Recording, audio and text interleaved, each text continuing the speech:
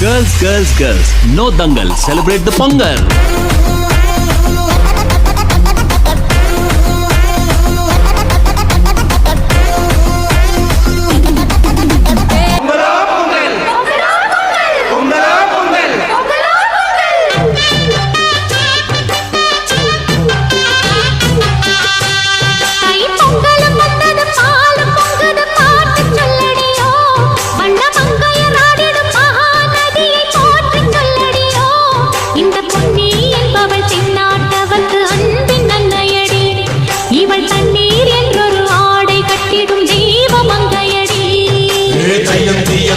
T and